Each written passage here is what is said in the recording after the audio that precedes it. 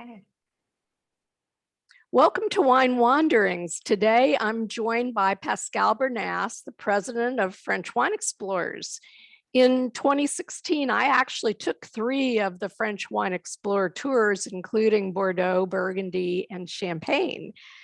And today, Pascale will be talking to us about tips for wine touring, pitfalls to avoid when collecting fine French wines, and her favorite places to tour in France. Welcome, Pascale. Thank you, Tricia. It's nice to see you again. It's great to see you. Tell us about your firm, French Wine Explorers.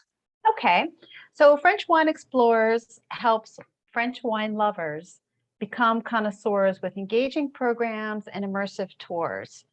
And that helps you live a life well lived. So that's what we do and how we do it. And I actually acquired this company 15 years ago, and we are really known for providing really unique experiences in regards to our tours in France. Well, I certainly found that out when I took your tours. They were wonderful. So Pascale, where are your favorite places to wine tour in France, and what are special about those? Well, that's a loaded question because that's like, what's your favorite wine? Who are your favorite children? What's your favorite perfume? And I always tell people my favorite wine tour destination is just like my favorite wine. It's usually the one I'm about to have. So I get really excited and really moved by a wine that I enjoy, and it's usually the next one. So what I always tell people is my favorites are all of them, but if I were to start afresh and I didn't know where to go, I would start with the classical music of French wine, which is Bordeaux or Burgundy. My heart sings for both of those regions. It may sing a little bit more for Burgundy. And then the third region that I really want to reconnect with is the Loire Valley, which is where I'm from, my mother is from, and my husband is from. And I just absolutely love Sancerre. I think it's one of the best values out there. So that's sort of the destination that I really want to reacquaint myself with.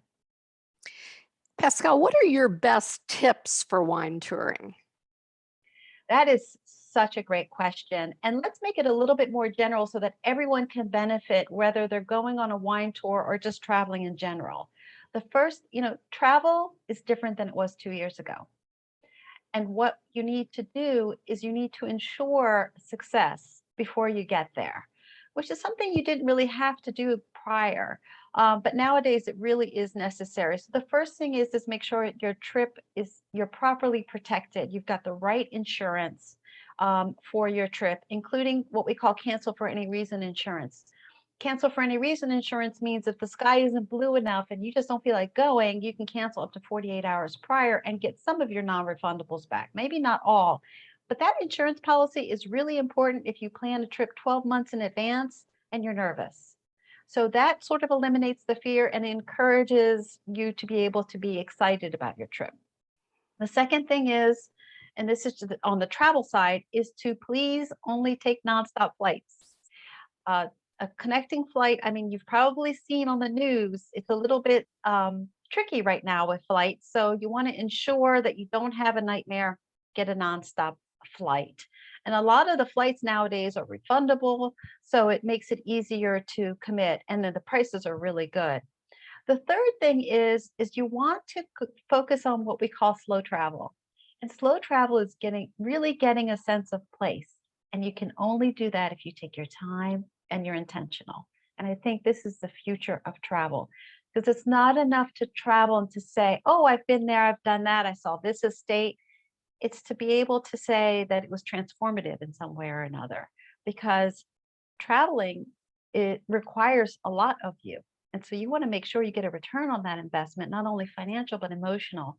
So those are the 3 things that we feel are really important when we put a tour together for our clients. Great tips. I agree with every one of them.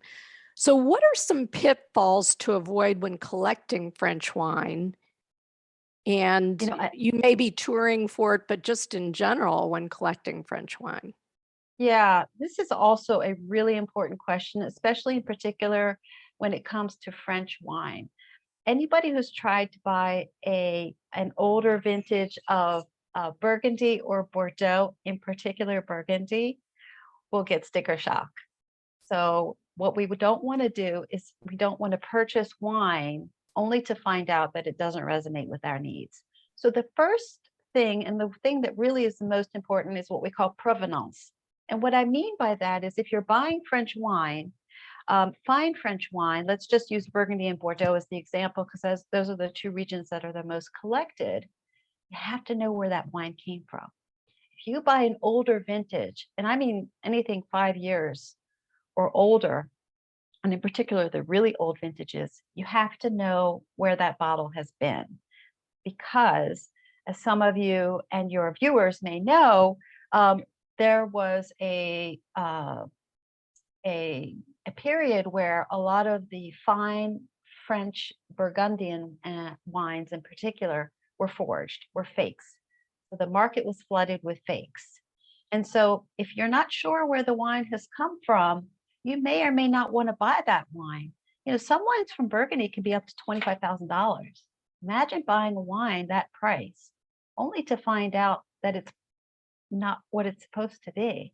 So provenance, where it came from and where it has been, is your best policy to make sure that it's authentic and that also it hasn't suffered along the way. What I mean by that is, let's say you want to buy an older vintage wine that you see at a wine shop and it's one of your favorites. But if it's been sitting under a light, you know, because it's been highlighted at the wine store for a period of time, it could have cooked under the light. Or, for example, let's say you purchase wine from a private seller. Very often we have clients who do that. Well, if the wine was stored in absolutely perfect conditions, that's great. But what happened to the wine before it got there? If you're unsure, I would say buyer beware. And that's really the first place to start when it comes to collecting older vintage wines. Well, it's such a smart tip. It's just like collecting fine art. Provenance and how it's stored and how it's kept is so important. So Pascale, sorry. Pascale, what was your first wine aha moment? Well, you know, it's so funny, Tricia, because when we acquired this company, I had a travel background and a small business background, but I didn't necessarily have a wine background. I grew up in a dry house. My parents really didn't drink. Although my mom loved a good Châteauneuf-du-Pape, I had very limited experience in French wine, fine French wine in particular. So when we acquired the company, I went around the country of France to meet with suppliers and to introduce myself. And I will never forget at Hotel LuxeGetaways. You probably stayed at Hotel LuxeGetaways when you visited Burgundy, right? I did. So, it's a beautiful hotel. Yes, and the owner is very charming. And he comes out and he says to his sommelier, Jean-Claude, he says, Julien, I think was his name. Julien, can you get me a bottle of Montrachet? He said it all in French. And we were like, okay, whatever. We didn't really know anything about anything. So we were game. It was like 2 p.m, perfect time for a Montrachet. And I tried it. And at the time, I knew nothing about the wine. I knew nothing about its price point, the producer, and that vintage. But I fell in love. And to this day, so that was 15 years ago, to this day, I am trying to recreate that moment for myself. And it was more than just an aha moment. It was like the floodgates had opened, and I finally understood how wine can really make a difference in your everyday life. If you just put a little bit of effort, the return on investment is great. So I'm so grateful to Jean-Claude to have brought out that really special bottle of wine. In fact, it was so funny because we took a tour of the hotel and I said to Pierre, let's go back to where we were sitting and grab that bottle. Of course, it was gone. But a lot of our clients want to have that aha moment. And that's really what drives us to put together our programs, because we felt like that really put us on a path of joie de vivre, living and eating and drinking well, that we want to share and replicate for our clients. An aha moment with Montrachet. How perfect. Well, Pascale, thank you for joining us on Wine Wanderings. I appreciate your joining us. Oh, it's my pleasure, Tricia. It's always a pleasure to speak with you.